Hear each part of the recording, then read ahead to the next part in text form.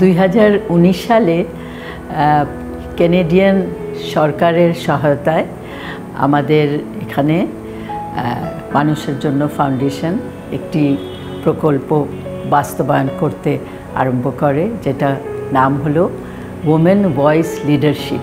এটার মূল উদ্দেশ্য হলো নারীর সার্বিক অর্থাৎ অর্থনৈতিক, তার রাজনৈতিক, তার সামাজিক ক্ষমতায়ন। আমরা ফুটবলে লাথি দিতেই পারতাম না।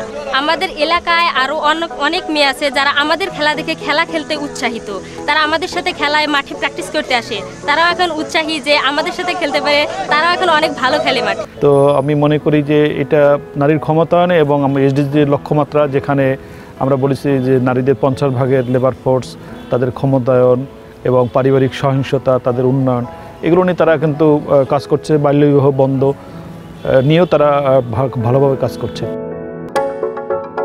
ডোর টু ডোর ক্যাম্পেইন করে নিজে সচেতন হয়ে অন্য আরও 5টা মেয়েকে সচেতন করে চলেছি, যেন তারা বাল্যবিবাহ না করে এবং যেন তারা ক্ষতিগ্রস্ত না হয়। আমরা যে দলিত জনগোষ্ঠীর লোক বলে আমরা পিছিয়ে থাকবো না শুধুমাত্র, এটা হয়তোবা আগে অন্য লোকদের কথাবার্তা শুনে আমরা হয়তোবা ভয় পেতাম বা আমাদের মধ্যে ওইরকম কিছু ছিল না, কিন্তু এই সংস্থার সাথে আমরা যুক্ত হতে পেরে তারা আমাদেরকে অনেকটা সাহস জুগিয়েছেন এবং এই যে বাল্যবিবাহ করলে কি কি খারাপ ফলগুলো, এই সমস্ত সম্পর্কে তারা আমাদেরকে সুন্দরভাবে বুঝিয়েছেন।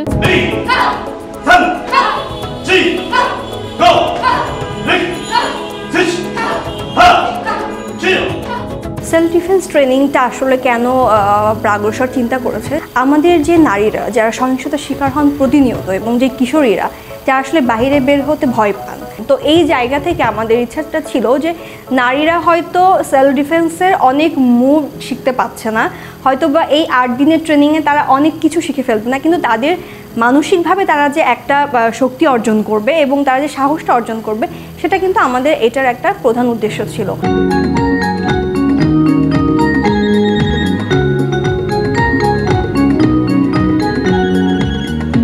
আপনারা জানেন সারা বাংলাদেশের চেয়ে পার্বত্য চট্টগ্রাম একটু ভিন্নতর, কারণ এখানে আদিবাসী আছে, প্রথা আছে, প্রথাগত আইনে নারীদের কোনো অধিকার নেই, কোনো বিবাহ রেজিস্ট্রেশন নাই।